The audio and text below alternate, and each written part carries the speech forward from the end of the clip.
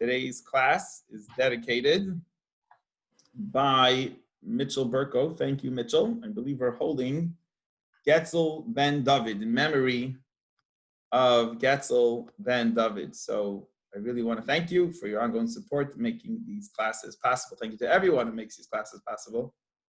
We really appreciate it. Hang on, I'm just going to the live Facebook stream over here. Hold on one second.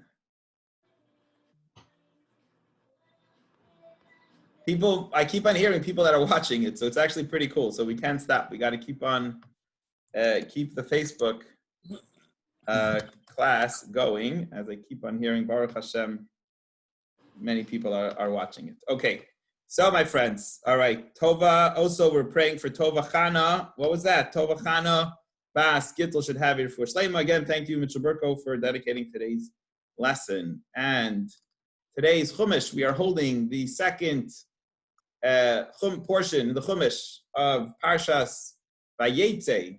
We're holding the second portion of Parshas Vayetze. Come join me as we study it together. I'm just going to put it also in recording here, so we have the podcast so people can listen to it like that too. Good.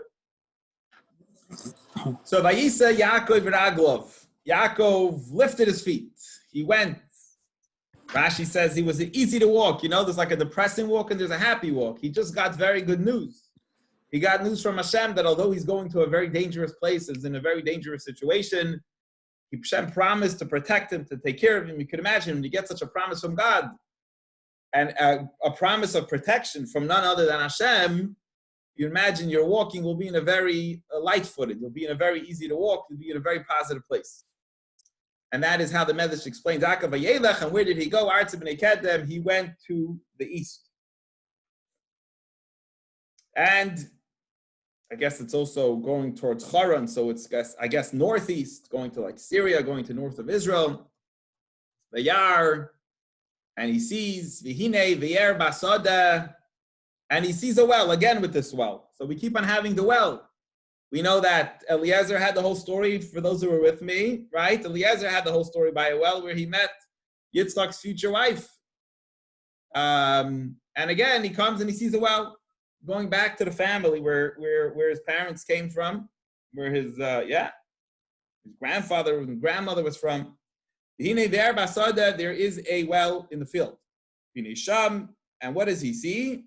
Shloisha edrei tzayin. He sees 3 flocks of sheep. So he sees 3 shepherds or three.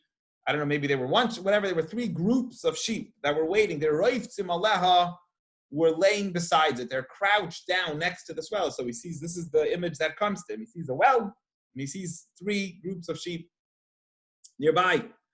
Why are they waiting? Obviously next to the well, because they're going to take out the water from the well. However, on top of the well, a huge rock, a big giant rock was on top of the well. I'm going to assume the reason is because they don't want animals or things to get it. You know, they don't want any, you know, they want to have control over it. So they have this massive rock that is on top of the well. And as Yaakov is seeing what's going on, all the flock would gather there. All the farmers, the shepherds, the people who had the different sheep would gather together to the well. And they would roll off that stone off the well, this massive stone, from the mouth of the well. And then all the shepherds would give their sheep to drink. And then they would return. They would take the rock back, roll it, this massive rock back, top of the well, and claim it to its place. Now Rashi says that it was such a big rock, okay, that they had to wait till all the shepherds got together. It wasn't enough, the shepherds that were there. They had to wait till enough shepherds came in order to move this giant rock. And they would roll it. They would roll the rock off and they would roll the rock back on when they were done. So Yaakov sees this strange scene. He sees these 3 groups of sheep over there. And he says to them, why are you guys just sitting here? Yaakov says, and first he says to them, where are you guys from? Because he sees, I guess this is not in the city. Maybe it's like outside the city. Where do your sheep come from? Which town? Which city? And lo and behold, Vayoimru, and they said, Micharan anachnu, we are from the famous city of Haran, where Abraham is from, and where Isaac, where Eliezer went to get wife for Yitzchak, Rebecca, Rivka. And he says, yeah, we're from that same exact city. You know, so he says to them, Lavan, do you guys by any chance know Lavan ben Nachar, the son of Nachar? Really? It's the grandson of Nachar. Yamru Yadanu, and they said, yes, sure, we know, of course, we know Lavan, right? Because Lavan, who's Lavan? Lavan is the sister of Rivka, is Yaakov's uncle. Do you know my uncle, Lavan?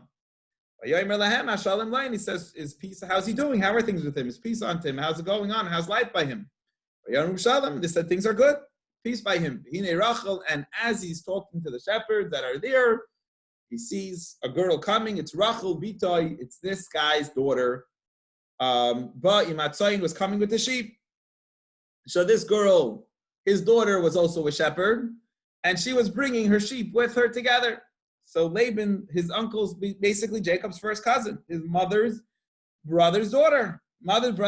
So he sees his first cousin. I guess it's his maybe first time in Haran.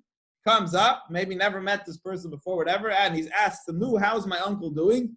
Things good? Yes, things are good. And as he's talking, all of a sudden, lo and behold, Rachel's coming. So he tells the shepherds that are there, he says, it's a long day ahead. It's not nighttime yet. It's not getting dark. It's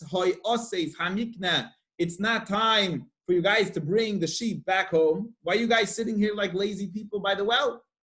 Hishku atzoim, he didn't say the word lazy, I'm just adding that. Why you give your shepherds to drink, uluchuru, and go and shepherd your sheep. Go back. It's not time to sit and chill out here by the well.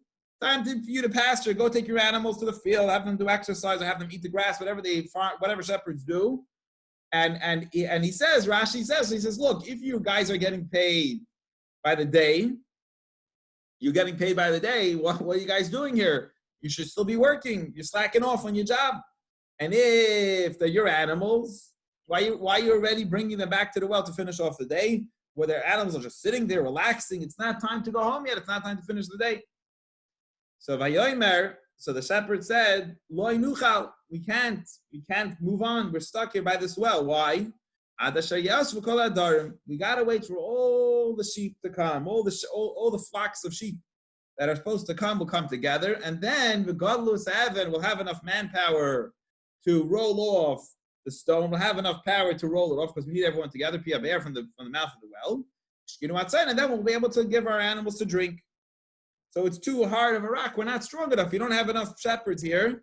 So we're waiting, not because we're just relaxing. Sheep are need to graze and everything else, but we're just waiting for water. We don't have enough people here. We're waiting for this to come. And verse 9, as he's having this conversation with them, and he finds out that they don't have enough people to lift the rock, Rachel and cousin Rachel is coming with the sheep. Asher Avia, that belonged to her father, because she was a shepherdess. That's what she did. And Yaakov sees his cousin. Bas Lavan, and the Torah gets into detail here. I don't know why it says it so much. The daughter of Laban, Achi Imoy, who was the brother of his mother. That's Tzayin Lavan, and together with the shepherdess, his cousin, she has all the sheep of Laban, his uncle Laban. Achi Imoy, the brother of her mother. Again, the verse is repeating. Vayigash Yaakov, Vayogalas Evan, Yaakov goes, seems like all by himself, and he just lifts the rock off the hole. I'm telling you, unbelievable power. This guy was tremendously strong, could do what the shepherds couldn't do. And he rolled the rock off the bear, off the well, and he gave to drink sheep of Lavan, his mother's brother. Rashi says, he removed it like a stopper from a bottle, like a corkscrew, like he pulled off the rock. We see that how amazingly strong Yaakov was. So it's something very interesting. You have such a righteous man. Esav was the hunter. Yaakov was the guy who was like the honest, straightforward guy who would sit in yeshiva and learn. But obviously, Yaakov had some other talents too that he is removing tremendous strength, and now he is removing. It almost seems like, I guess maybe that's the meaning. He sees his future wife coming, this girl that he wants to marry, and he goes and he does a Hercules feat. Vayash Yaakov the Rachel. And he goes and he kisses, sees his girl, his cousin, he goes, he gives her a kiss. And he starts to cry. What is going on over here? So, why is he crying? Rashi addresses. And Rashi says that we know the forefathers are very holy people. And they had tremendous inclination, inspiration. They knew that they may, I don't know how much they knew, whatever, but they knew, they predicted, they knew already what's going to happen. And he envisioned that in their relationship, in their marriage, that he's going to marry her, there's going to be a very big challenge in their marriage. That is going to be that they're not going to be buried together, right? We know that the other forefathers will all be buried, near their wives, next to their wives. But Yaakov is not going to marry it, and he sees this girl, and he knows this is the one he wants to marry. And but he knows at the end it's going to be a challenging situation. And that's why as soon as he sees her, he starts to cry. That's one answer. And Rashi gives also another answer, much more, even a more practical, simple answer. He says, look, this is something very interesting now that I'm going to share with you behind the scenes that Rashi brings down here from the story. It's very interesting. He said, I'm coming here penniless, Yaakov said. I have nothing to my name. I have the clothes on my back. When my father came here to get married, my father's servant, Avram's servant, came here to marry my father off. He was a servant. But you know what the guy had with him? He had nose rings. He had a double bracelet. He had sweet fruit. He came like a suitable bachelor. The guy had a lot of money with him. It was like high stakes. It was a good you would want. Here I am. I'm coming like a schlepper. I'm coming. I have nothing to my name. I don't have anything. I have nothing to give this girl that I want to marry. What am I supposed to do? So Rashi says, well, why was Yaakov so penniless? Why couldn't he bring with him, some suitcases, some stuff? He knew he's getting married. He couldn't bring some jewelry, maybe for the girl, a wedding ring, an engagement ring, something. You couldn't bring something with you to marry this girl. So Rashi tells us a very interesting story that happened behind the scenes. Esav, we know, wanted to kill Yaakov. And Esav had a son whose name is Eliphaz. He had a son whose name was Eliphaz. Eliphaz's father told him, I'm not waiting for Yaakov to come back. You're my son. I'm commanding you as your father. You have to respect your father. Go and kill Yaakov. And he had a commandment. And he started running after Yaakov. He heard that Yaakov left, went to run away. Eliphaz, Esav's son, goes and starts on the track, and he runs after Yaakov to catch up to him to kill him. But Eliphaz had a problem, because Eliphaz, although he's Esav's son, he grew up near his grandfather too, and he grew up around Yitzchak. And he couldn't do it. He couldn't kill Yaakov. He grew up by Yitzchak. So he had a father who's a murderer, a grandfather who's a tzaddik, and the guy didn't know what to do. He actually came to Yaakov and said, Yaakov, I have to kill you. And Yaakov said, but he said, what should I do? I have to fulfill the obligation of Kibbutz Avim. It's commandment in the Torah, They were already fulfilling, I guess maybe that time they were honoring their parents already. So he says, what should I do? So Yaakov came up with a solution. So Yaakov says, take everything I own. Leave me hopeless, penniless. A person who's penniless is like he's dead. I'm just, as I was learning this, I remember like in the past, people have questioned, how is that a nice thing for the Torah to say, the Medrash to say, that a penniless guy is like he's dead? That doesn't sound like such a nice thing. But maybe like we learned Rashi the other day, that you can't sin. The reason why a blind person, we learned this by Yitzchak, that when you're blind, you can't sin. So a guy who's poor, it's not much, how many sins could he do? It's not much he could purchase. So maybe that's the explanation. But anyway, the point is, he says, make me penniless. Leave me penniless. I have nothing in life. Leave me absolutely penniless. I'm like a dead man. You fulfilled your obligation. You stole everything that belongs to my name. Maybe I have a little chance of surviving now. I'm in the middle of nowhere and I have no money, nothing to my name. You fulfilled your mission and you also didn't commit murder. And that is why Yaakov came completely, Rashi says, penniless. And that's why he's crying. He's crying because he feels like such a loser. He's a guy that has, how is he supposed to get married here and coming to want to marry someone and he has nothing to offer you? So V'yagid Yaakov, verse 12, L'Rachel. Yaakov told Rachel, continuing on the story, he kissed her and then he started crying. He says, you should know I am your brother of your father. Meaning, when you say brother, it means a lot of times it means just a relative. I'm a relative of your dad, I'm your cousin. Not just any relative, I'm the son of Rivka, your father's sister's son. And she ran and she went to tell her father that, guess what, cousins in town and so on. Rashi gives us some of the interesting behind the scenes here to Yaakov's message to Rachel. He says, Yaakov tells Rachel, I am your father's brother. That means a relative, but he has a coded message in there telling him, I'm like your father's brother.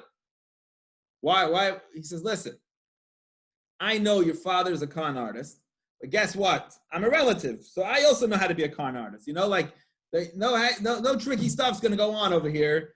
If he's going to try to conneve me and fool me, I'm part of the family. I know I can do business in that way. And if your father wants to treat me like a kosher person, like a good, honest business, there's two ways we can do business. Do business this way, we can do business that way. If you want to do kosher business, I am the son of Rivka, who's a very holy, special girl. So I can be your father's brother, or I could be my mom's son. You choose how you want to do business, and that's how we're going to roll. And she runs and she tells her father. Rashi says, we know that when Rivka heard about getting married, she ran to tell her mother. Why is this case she's going to tell her father? The girls will go share the private stuff with their mother or the special stuff with their mom. It's because her mom passed away, so she couldn't tell her mom, so she went to tell her dad. So it's interesting, Laban's wife, or at least this wife, the wife of, I don't know if she had more, but at least the wife of who fathered this girl, Rachel, had already passed away. Verse 13, and when Lavan hears, that Yaakov, the son of his sister, his nephew's in town, he runs right away to greet him. So excited. Rashi says, this conniving person, why did he run? He remembers what happened not too long ago. That when Yitzchak came for a shidduch, we know that how much money the guy came with. He's coming, what kind of money did the guy bring now? If the slave came with so much money, could you imagine if the guy himself came now to marry one of my daughters, how much he's going to come with? But he sees the guy's penniless. So what does he do? He hugs him. Again, you might, if you just read the verse as is, you think, oh, he's coming to greet his cousin. Rashi says, no, this guy wasn't a good person. He hugs him because he saw he had no money. He thought he was hiding it in his shirt somewhere, one of those pockets or those things. He's holding it on his stomach. So he kisses him because he feels like he gave him a hug. He sees he has no money on his belly, on his side, whatever. So he gives him a kiss. So Rashi says, oh, maybe in his mouth he's hiding, maybe he has some, gold teeth or diamonds hiding in his mouth somewhere. Why don't we see anything here? Maybe the real stuff's in his mouth. Nevertheless, Vayiviel Beisei burned his house. V'yisapar Lavan is called Dvar Ma'ela, and he tells Lavan, this girl's father, that I almost got killed actually on the way here, and I have no money. I'm penniless, and I'm here. So I'm a penniless bachelor. So Lavan tells him, listen, you are from my flesh and my bones. You're a relative. You're a nephew. You're welcome to come, stay, and live by me. I guess he has to protect him. Run away from Esav. You could stay with me for a month, and you could stay by me. I will take care of you. Rashi says this was also, again, not the nicest invitation because he's going to put him to work. You want to get room and board over here, you're going to have to work for it. And he's going to start working and watching his sheep. And here, Yaakov becomes a shepherd. So Laban tells Yaakov, he says, listen, you are my brother, my kinsman, my relative. It's still not nice for you to work for me for free. What do you want? Tell me how much you want to get paid, and I will pay. Tell me what you want. What kind of financial agreement should we make over here? You're working so hard, so much time. What kind of financial agreement can we make here? So, Lavan and Lavan has two daughters. Leah. The older daughter was Leah. Rachel. And the younger daughter was Rachel, Rachel, was the girl he met by the well. Leah's eyes were tender. She was crying. She had a face of sorrow. Rashi says, why? What was wrong with Leah? Why was she so sad? Why was her appearance sad? Rashi says, because the rumor out in the street was that there was the Shatchanim, the matchmakers were talking. Let's make a shidduch. We're going to match up. Rivka has two boys, and Laban has two girls. We're going to make a shidduch. The older one of Rivka's boys will marry the older one of Laban's daughters, and the younger one of Rivka's boys will marry the younger one of Laban's daughters. So imagine if people were thinking, you're going to marry Esav. That's all the girl needed. So she was very sad, crying because she felt, I guess that was her destiny, that she would have to marry that terrorist. That would be her lot in life. And however, Rachel, the verse says, she had really beautiful features and beautiful complexion. So again, as we've been learning about the mothers of the Jewish people, they also were very beautiful. And Rashi says she had a shine of countenance. Her face was shining.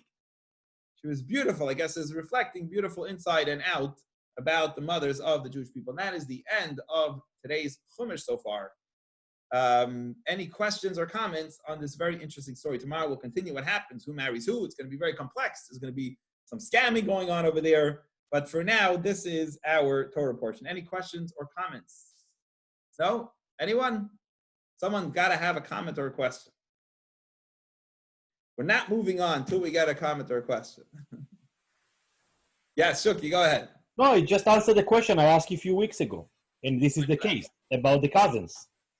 It's exactly cousins, first cousins. Remember? Yes, correct. Oh, yeah. Shuki asked me halachically if a person can marry their first cousin. Correct, Shuki. Very good. And here's the answer. Mine is third cousin. Yeah, mine is third cousin, but it's the first cousin, you know? I didn't say who you were asking about. I just said you asked about if it's... no, you're right. You're right, okay. But it's religious-wise, it's good. It's okay. Yes. You know, also correct. About the Be'er. The Be'er also, I think, Isaac... Eliezer met Rivka at the well. At the well also. So this is like a real pub over there. This is like the local, the shidduch. Today, like, you know, if you go to certain areas of Manhattan or Brooklyn, like certain restaurants or certain places, you know, if you go like to Deal even over here, like one of those hotels where you walk along the water over there, guaranteed to see some dating going on over there. The boys and the girls meeting each other. Like in the lobby over there. So yeah, so that was the well. It's very interesting that it keeps them being a well. You know, I get maybe a well was a very popular place which you would meet people in general because that's where everybody had to come to get a drink. You know, that was the place you had to go in those days. Yes, very good. Thank you, Shuki. Now we could move on. Now we're able to move on. Anybody else have a question or comment? No? Okay. Very good. So we'll move on to today's Tanya because we do have the lunch and learn in about 15 minutes. So we're going to move on to today's interesting Tanya. Let me just pull it up so I can remind myself what I was learning about. Some of it was very complex, but some of it was very powerful. And I will try to share it with you in a very practical way. There's a number of interesting ideas. So the Tanya today was talking about the power of mitzvahs, okay? And he brings a number of very good examples. And I'll try to, let me start from the last one because I think it's very practical and so on. So this is the way I understood it, at least, that a teacher can be a very inspiring teacher, a brilliant teacher who can teach his brilliant students Torah, right? You could have a teacher who's a great orator or any great teacher, you know, who in college or whatever, you know, professor. And then he'll have certain students which he'll connect with in a very, very deep, strong way. And that'll have a tremendous intellect. And they'll be able to grasp the professor and really connect with him. Perhaps you might even say better than his own kids. So the professor will come home and he'll have his kids and he has his children and the children might not really identify with their father, you know, the father, but maybe there's like a handful of students in the professor's years of teaching that he really is able to connect with some people that he feels really close to. You could have even like a scholar in yeshiva, Rosh Yeshiva, you know, who teaches the yeshiva, and I'll have certain students sometimes that he really feels he could like pass on the Torah to, maybe like Moses and Joshua, Moses and Yoshua, that the teacher gets really close to. But I'll ask you a question. Who is the professor closer to? Is he closer to his son, who really doesn't think like his father? Or is he closer to his student who thinks like him? No, what's the answer? Who's he closer to? His son. He's closer to the son. So Andrea will argue that he's close to the son. Anybody want to agree or disagree with that? Who's he closer to, his student or his son? student. Yeah, Mitchell. The student. Harvey's going to argue that it's a student, not his son. Yes, Mitchell. Who are you going to go with? Harvey or Andrea? I'll bite. I'll say the student, because not everybody is close with their son, even though they love them. They may be closer with the student. It sounds like a trick question. So I just want to get us thinking. So on one hand, you might even say emotionally and mentally, the student might be closer to the professor because he gets what the professor's saying. The problem is that the child is the father. It's not a problem. But I would say intellectually, emotionally, the student seems much closer to the father. But the son is actually part of the father, is the DNA of the father. So you're right, he's closer to him emotionally. But he is part of the father. But now the problem it becomes is if you take this to the relationship between us and God, not a problem, but it points out that the difference is even more drastic, because no matter how spiritual you become, you could only go that far. So you could be a holy man who has tremendous spiritual inclination, and you're able to get in touch with spirituality and so on, but there's only so far you could climb that ladder. There's only so far you're able to climb that ladder. You get stuck at a certain point because you and God are not. So the professor, in our case, God, in our analogy here, is just very far away. However, when you do a mitzvah, it's considered the world we want to talk about is Atzilus. That's the highest of the four spiritual worlds. The mitzvah has in it a spark of Atzilus, of that world of Atzilus, of the highest of the four worlds, where everything emanates from. So, and the example he gives is like the sperm of the father. It seems like the lowest part of the father, right? And the most distant part of the father. You don't see the father's identity in there, yet it has the DNA and it becomes the child, and that's the DNA of the father. So the child is in essence, the child's really closer to the father. Although the student looks and seems like he's closer to the father, but for our argument's sake today, the point we want to bring out is that really the child who's created from the father's DNA is the father. So that's what he wants to say. You could study Torah or pray and study Kabbalah, the highest levels of spirituality, but nothing will come in a way to doing an actual mitzvah. Nothing will come to the actual mitzvah, because the mitzvah is kind of like, you want to see the DNA of the father. It's the sperm of the father. It's a part of Atzilus, of the highest of the four worlds. But it's hidden. It's completely hidden. Like the kid who doesn't sound like his father, or doesn't look like his, maybe looks like his father, but he doesn't get his father what he's teaching in class. He doesn't agree with it, maybe even. The one's a Republican and one's a Democrat, right? So you have, like, in today's polarized way of viewing things, this guy is voting for this person and is on this pack of people going for this, and the other one, the child, completely disagrees. We have many parents and children today like that. But it doesn't matter. The child and the father are so much more identical because they come from the same DNA. They're really the same thing. So that's one argument today. As each day we're discussing which one's more important, which is more powerful. Today we want to argue that nothing compares to mitzvahs, because mitzvahs come from a much higher level.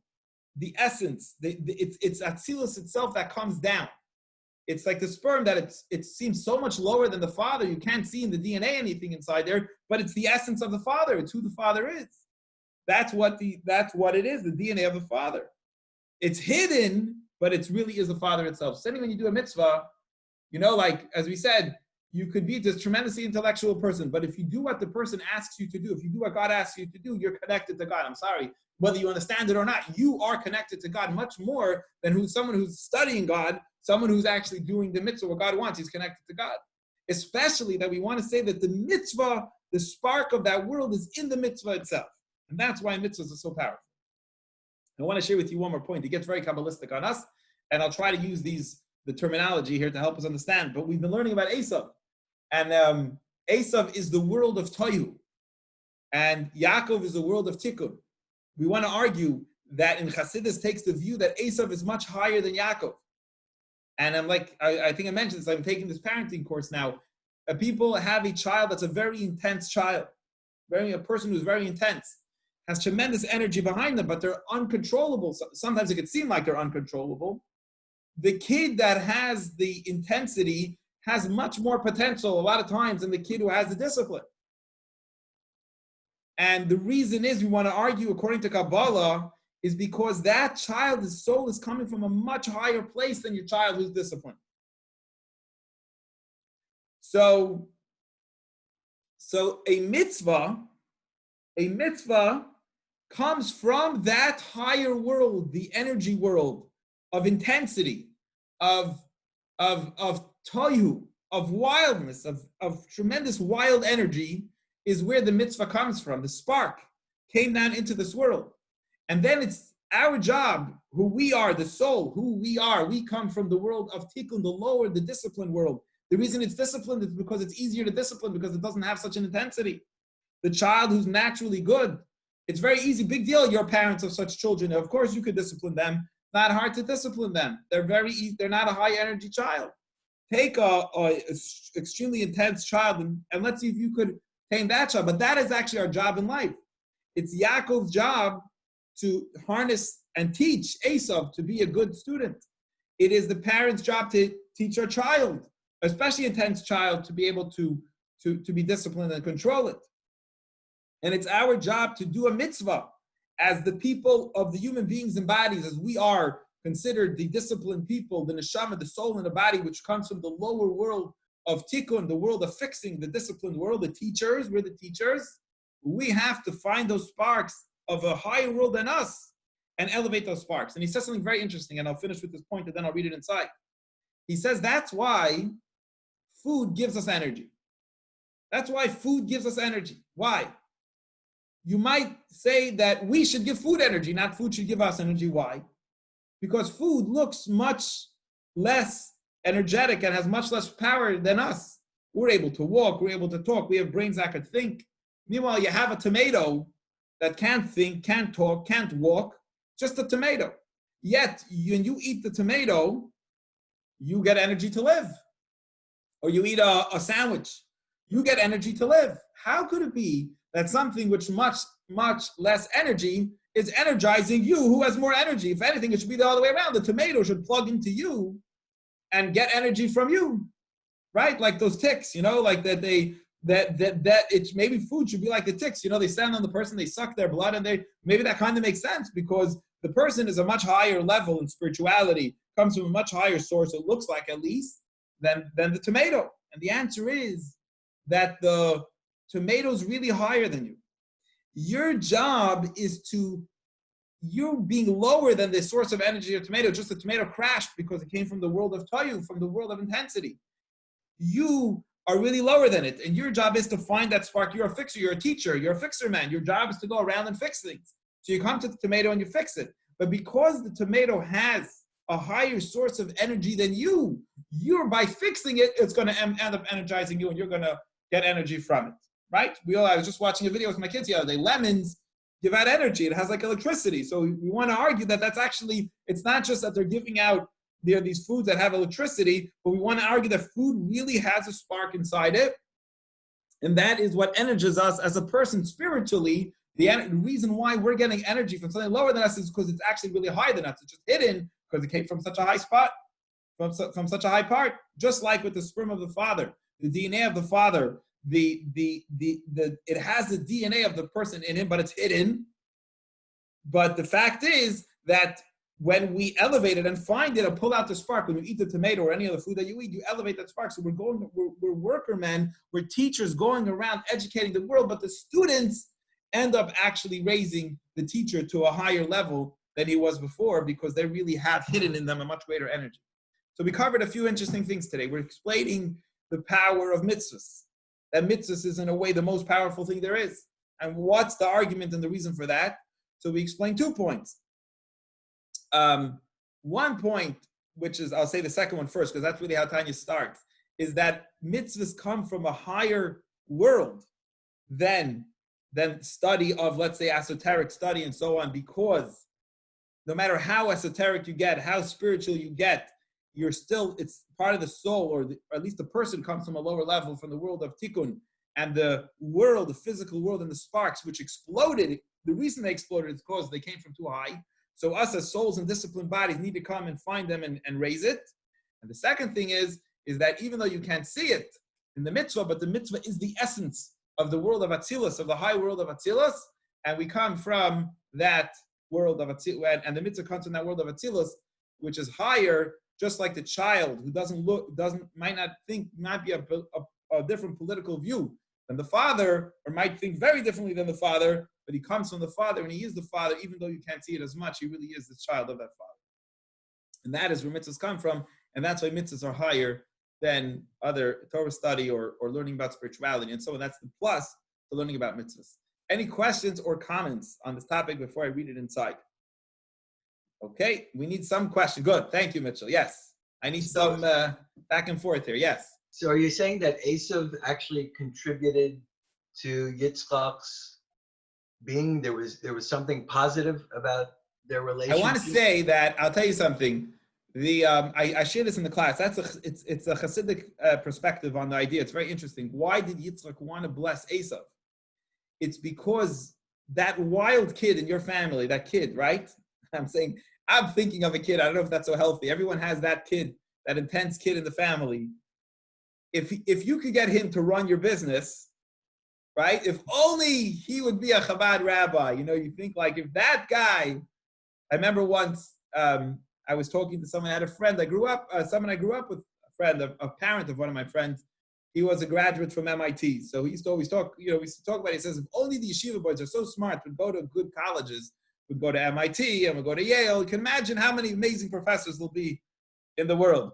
I said, imagine if all the graduates of MIT and Harvard and Yale would go to yeshiva. Imagine how great Torah would be in the world. So what I'm saying is that you look at that child of intensity. It's not really compared to the same idea, but if you look at that intense child and you could harness, if that kid could harness that energy, they say like about plowing. Rav Tuas B'Kach, when an ox plows, if a horse plows, that's one thing. If you get an ox, you could tame the ox to plow. Your field will be amazing. So like, think about it today, like the horsepower on some of these pickup trucks, if you could have an 8-cylinder or whatever, if you could harness that power, you go to the moon. If you could harness, like we know, what's it called, energy, a nuclear energy. It's amazing what you could do when you're able to harness that energy. The problem is that the more powerful the energy is, the more dangerous, you're playing with fire. So that's, according to Kabbalah, that's what happened. The world exploded beforehand. And our life mission became to become teachers and elevated. And I like it very much with this parenting course that I'm giving. If we could get that, we have to figure out how to get through to that intense, this course that I'm doing now. If you could get through to that intense child, you know what I mean? Like if you could only get through to that intense child, it's much harder. It's much more difficult to get through to that intense child. But you could imagine what you could do if you could harness that energy. It could be amazing. One of my kids' teachers told me that in PTA last week, Tuesday night. I didn't do the class because I went to PTA. And they told me said, one of your kids, they told me about one of my kids, they said he has tremendous intensity, but I see he's controlling himself. I see with the intensity, he's still controlling himself. So according to Chassidus, I believe the explanation that it didn't make sense to Chassidus why Yitzchak would want to bless Esav. Esav was a gangster. Why didn't he want to bless Yaakov? Why did he want to bless Esav? Because Yitzchak felt that if he could only elevate Esav, it would be amazing. If he can make Esav, the Jewish people come from Esav, if Hashem's blessing would go down that path, the Jewish people wouldn't be as meek and as maybe such an exile like we have. Maybe Mashiach would come, right away. It would be much more powerful, but that wasn't what Hashem had in plan. Hashem wanted us to go through it, and Yaakov should elevate the sparks in a disciplined way and maybe elevate Esav and bring Esav with him. Yeah. Make sense? Great question. I'm happy. We discussed it in class a few days ago, but yes, that's a great point. All right. So by the way, it's 12:45 or 12:49. So whoever has their commitments, you fulfill your commitment, you can go. I'm just going to read the Tanya. When I stay with me, it'll be just a few more minutes. I'll read the Tanya inside today's Tanya. The jobs that we have to elevate and purify the world, that are in the worlds, the lower three worlds, Bria, Yetzira, and Asiya, Merapach, from the 200, for some reason, there's 288 sparks. A lot of, they're in the world. Aidetero mitzvahs, how are we the teachers, and elevate and fix those sparks? Through learning Torah and doing mitzvahs. That's how we connect with the sparks. And through using the different parts of our body, our machshava, dibra ma'isa, using our thought to think about good things, you elevate the sparks that are in the thoughts world. Dibra, through speaking, and ma'isa, and action, you elevate the sparks that are in the physical, emotional, and intellectual world. The sparks are actually higher than the teacher. That's interesting, right? So the teacher goes in to educate the class, but imagine the kids are really much greater than the teacher. So why is he teaching? Because the sparks need to be educated. But then the teacher, once the teacher fixes the sparks, once the parent teaches the kid discipline, then the kid could be even greater than the parent. So that's the hope. So the sparks, the mitzvahs that we do are actually greater than us. And he uses some interesting Kabbalistic words, which I didn't fully figure out. Misag shebepnimius Adam Kadmon. So there is a Kabbalistic level, I'll just share with you, called Adam Kadmon. And within Adam Kadmon, it's called the first man, meaning like the first highest level of the order of creation of the world, even in the spiritual source. There are two names there. There's a name called Sag, and then there's a name called Ma. Sag and Ma, I believe those are the two names. How do you get these two names? Just by the way, he has a long note here. How do you get the two names, Sag and Ma? If you look down, you'll see he has Sag equals 63, and Ma equals 45. And you do this by taking the four letters of God's name, which are the Yud and the Hey and the Vav and the Hey. And when you open up the letters, which means instead of just counting on Vav as 6, but you write Vav, you spell out the word Vav, Vav, Yud, whatever, Vav, when you spell it out, it adds numbers to it. So again, I knew once before, I tried to sit down quickly and do it. I wasn't able to before class today, but the number 63 is from this level in Kabbalah called Adam Kadmon. That represents the world of Esav that I was explaining, the world of Toyu, the world of confusion, of too much energy. And the level of Ma, 45, which is by opening up the letters of God's name, the Yud and the Hey and the Vav and the Hey, by opening up the Hey, it equals the number 45. So human souls and Kabbalistically come from Ma, and mitzvahs come from Sag, 63 and 45. I'll use that better, 63 and 45. So the mitzvahs come from the energy of 63, and they come from the world of intensity, of tremendous intensity, where there was an explosion, and it's our job of our lower souls, which come from 45, which is the world of discipline, to become the teachers and find the sparks and raise the sparks in the world of Tayyib. So v'nefesh ruach neshama, the parts of the soul parts of our body, our existence, who we are.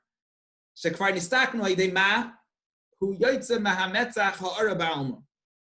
The level of souls only comes out from this first being, first creation. It's only a reflection of this Kabbalistic level called Adam Kadmon. Where do we see this? In the verse it says, before a king ruled over the children of Israel, that the level of Toyu is higher than is the mitzvah, the exploded world is really higher than the world of the soul, of the teachers that are coming down here to teach. The students that the teachers are trying to discipline are actually higher than the teacher. And that's why he says, fascinatingly, what I shared before in the lesson, is that we live off food, because the food is really greater than us. The Adam, that a man lives, we live by eating inanimate objects, just plants, which are not inanimate, but they're just growing. They're not nearly as sophisticated as a human being. How come they give me energy? Because the sparks that are in them are actually greater than me, we want to argue. You're the teacher who's elevating the student, which the student is really greater than you. You just needed to teach him discipline, to help him out. And you live through them. So it's like a parent raising a child, and then the child goes and supports the parent. So you got the child to a certain step, and now the child's supporting you. The Fishahem Misag, because the mitzvahs are from the level of 63, from the name of Sag. and even more than that. It says by Moses that God says you could see my countenance, my glory, but you cannot see my face. Right? So the human being, no matter how sophisticated and spiritual and holy you are, like the example I was given between the student and the professor, no matter how brilliant the student is, the problem with God, with the student, with us and God, is that God's always going to be removed from us. A professor maybe could teach everything he has to the student, but obviously between us and God, you can't. We'll never know the essence. We'll only know the hinder part, the external aspect, like God told Moses, you want to see me, fine, but you cannot never see really the me who I am. Which are different shades of supreme wisdom, you can know a little bit and a drop, but you can't really obviously see the essence of God because it's impossible. So therefore, the kind of study and understanding God through spirituality and understanding is something you can never climb further than the external part of Hashem.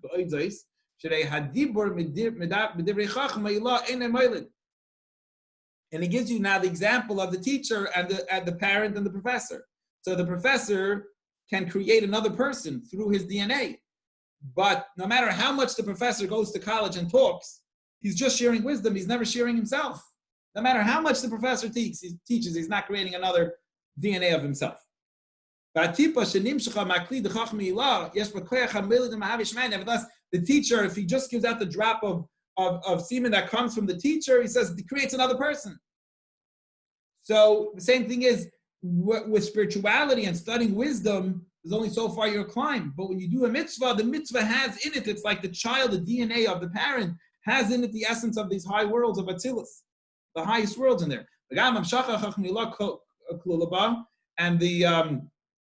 the highest wisdom is in the child. Why? Where do we see this? Because this is, at least, I don't know how it works medically, but this is the way at least Kabbalah and Chassidus and Tanya understands, is that it actually makes sense. It says that the sperm comes from the brain of the father. That's what it means. I think maybe if I'm allowed to translate it, it comes from the DNA.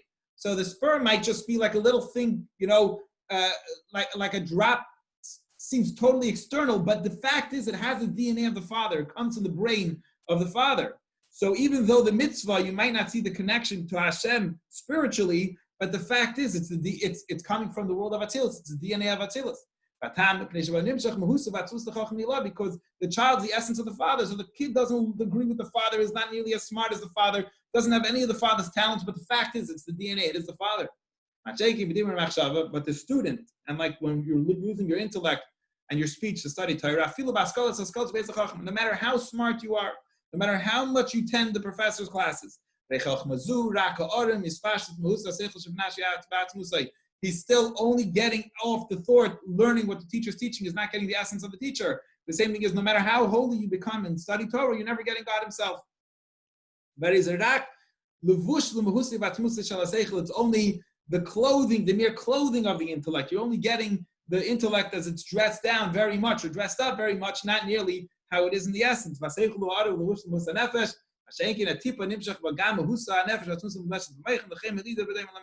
the child has the exact DNA of the father, because it is the father. And the seichel, the logic of the student, no matter how closer the student is to the teacher, it's not the teacher is only getting a very external part of the teacher, not the essence of the teacher. He says this is an interesting difference from the angels to the souls. That the angels are very holy spiritual angels, tremendously spiritual angels. They're born of a spiritual kiss, even the angels. And the neshamas yetzim hakelim, but the souls that come out of the vessels, although the angels seem so holy and spiritual, but they are really never going to connect with the world of Atzilus, with the essence, like the souls, because the souls come from the actual world of Atzilus. We're going